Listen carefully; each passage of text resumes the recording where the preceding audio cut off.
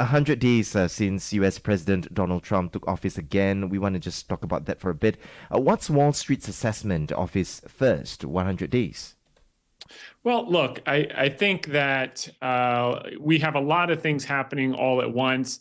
The old saying, you have to break a few eggs to get an omelet. I mean, this is what he ran on, and this is what he's delivering. But I will say, I think the market is somewhat comforted by his flexibility, first and foremost with the 90-day pause. More recently, with the auto tariff mitigation or moderation over the next 2 years that was announced this week, and it feels like we do have some semblance of a put in the market. Namely, Trump said on April 8th, now is the time to buy on Truth Social, and that marked the low in the markets, down 19%, and it's pretty much recovered about half of the losses. Today, he said on his social media platform, America will boom, just be patient. So it's showing that he's paying attention to markets. I think markets like to see that. I think the other thing, to your point about the economic numbers today, the GDP, yes, the headline was negative 0.3. A lot of that was inventory loading ahead of tariffs. So X that, you're probably at plus 3.0. But that negative number plus the weak ADP jobs number, 62,000 versus 120,000. And then the PCE inflation coming in at 2.3%, the lowest since November. I think all of these point to some level of slowing that brings in the potentiality of a Fed put as the second put, meaning the odds of them cutting in June are now up to about 65%.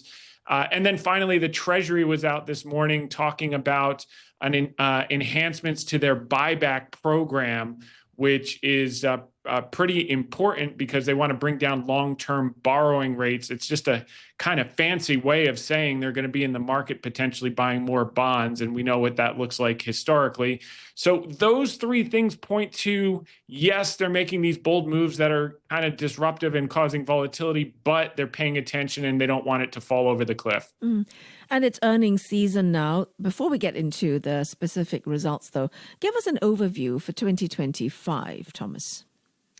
Yeah, look, I think that the bad news is estimates have been coming down, okay, down 3.6% year to date on the S&P 500. That means from $275 to $265. That's, 20 times 2025 estimates is pretty rich. However, like all good estimates, they're back-end loaded. 2026 estimates have been holding up at $302, which means right now we're at, 18 and a half times next year's earnings. The 10-year average is 18.3 times.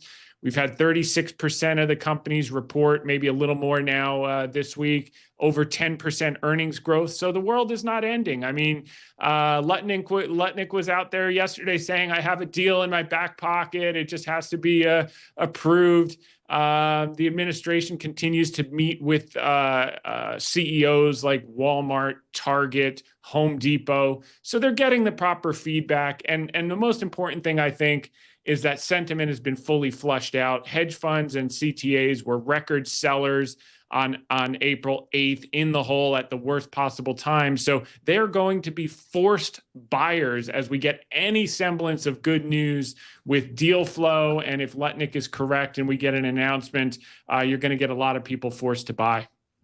Thomas, now let's talk about Meta and Microsoft. Results did not disappoint earlier on as well. We heard from Sarah sharing with us Microsoft beat on both the top and bottom lines with its Azure cloud business exceeded analysts' estimates. Meta reporting rising revenue and profit helped by Instagram and Facebook ads. Were you expecting these results as well for these two companies? Well, look, we really didn't know what to expect because, going in, guidance was pretty nice. I mean, people were expecting revenues up 8%. They came in up 13% on Microsoft. They were expecting earnings up 10%. It came in at 18%. People were a little worried about CapEx. That was up 53% year on year. There were all those rumors that they were, canceling leases and all that stuff. Well, it wasn't reflected in the numbers. And Azure, the cloud, was up 33%, and they increased the guidance to 34 to 35%. next quarter, and they raised revenue guidance 1.25 billion. So in the kingdom of Microsoft, people are still smiling. But it's not so great news for Qualcomm, isn't it? Because their revenue forecast missed estimates. Thomas, what happened there? Well, look, it always looks darkest before dawn. I mean, semiconductors, what people forgot, is a very cyclical business.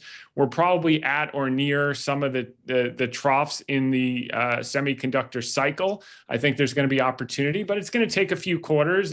We were at peak exuberance just a short while ago. So it's a stock picker's market. And I know that sounds cliche, but it really is. I mean, you look at Meta, also crushed it. They didn't have as aggressive guidance. Their revenue guidance is in line with what we had been expected, but they took CapEx up 8 billion, and people were worried about CapEx. Ad revenues up 41.3 billion, were 41.3 versus 40.4. That kind of tells us that the consumer is okay. People were worried about that. Daily active users, 3.43 billion versus 3.39. So, the rumors of the economic demise have been greatly exaggerated. I think we're chugging along. If the administration continues to show rationality and gets some reasonable deals and gets the rebalancing that they're looking for, I think there's a lot of pent-up strength. The risk is if they drag it out too long, people will lose the hope. And once the confidence is gone, it's very hard to get back. And that would be a shame, because all the money that they want to save on Doge and sensible government spending, if you wind up in a recession, it's going to cost you a lot more to get you out of a recession with stimulus, et cetera, and the declining tax revenue. So they're threading a needle here. I think they're going to be able to do it, but they're certainly pushing it up to the edge. Similar expectations, you think, for Apple and Amazon, because they are expected to release their earnings report tomorrow after the closing bell? Yeah, look, I think rearview mirror, I think they're going to have great earnings and great revenues. The question is going to be, a huge question for Apple as it relates to how they're thinking about China, both production and consumption. As it relates to Amazon, you've got a lot of Chinese sellers on the Amazon website. So people are going to want to get some color around that. Meta alluded to that in their kind of talking about, 10% of their ad revenues come from Chinese sellers. So we want to understand that from Amazon. But Amazon is a beast. I mean, if you get an opportunity to buy it lower, you take advantage of it. If you don't, that's just the kind of business it is. When the e-commerce side is a little slow, their cloud tends to do really well. And they've got a phenomenal business. So we'll see. Are we going to get beats across the board? Microsoft, Meta, Amazon, Apple. We hope. The market could use that. It looks, a lot of these look pretty oversold. We just want to understand the guidance, and looking at some of the CapEx guidance from Microsoft and from Meta holding in and raising CapEx. It kind of points to positive things happening. I think probably the one that is going to have people on edge is going to be Apple. We want to get some comfort around Apple with things changing, the environment changing a little bit for them, particularly in China. Thomas, let's look ahead. Have you gaze into your crystal ball for a bit. I want to talk to you about your outlook on U.S. earnings for 2026 and which sectors might be your most favored. Well, I think that, as we get closer to 2026, you're going to start to see which sectors are looking like they're going to have growth. I would say there are a couple things that I'm paying attention to. Number one is materials have been beaten down. I think they're going to get a rebound once we get through all this tariff stuff. Okay, so it's a little early for that. But I also like healthcare. Healthcare has got earnings growth.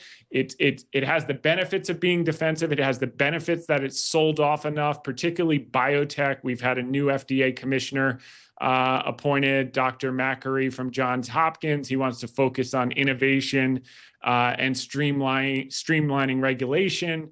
So a user-friendly review process. In English, all that means is we're going to get more drugs and we're going to get more deal approval, a favorable FTC, And, the pharma companies, large pharma in the United States, they have record cash on their balance sheets. The problem is they have no innovation and they've got a lot of patent cliffs. So rather than build it and take many years, they can just buy it because most of these biotech companies are trading at decade low valuations, and that's what we're going to be seeing. So when you see a lot of deals and you see a lot of drug approvals, you see a lot of growth and you see a lot of money start to chase it. So I think the surprise of the next 12 to 24 months is biotech's going to do exceptionally well. And I think some of the medical device companies, once they get a sense of the landscape, they're defensive, but they've really been left for dead. They're high quality businesses. I think you're going to start to see spending ramp up. One in particular we like is Baxter, because they've been able to deleverage their balance sheet. They sold their slow growing kidney business for $3.8 billion to Carlyle. They'll pay down some debt,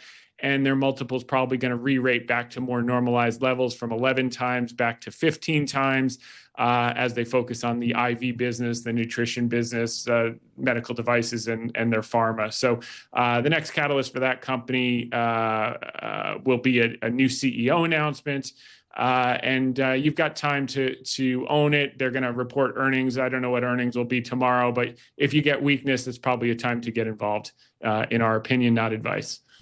Thomas, we will be monitoring the developments very closely here as well on CNA 938, and it's been a fun chat this morning. We hope to have you back, and when we do, we look forward to more of your insights and perspectives. My pleasure. Thanks so much for having me. And that was Thomas Hayes, Chairman and Managing Member at Grid Hill Capital.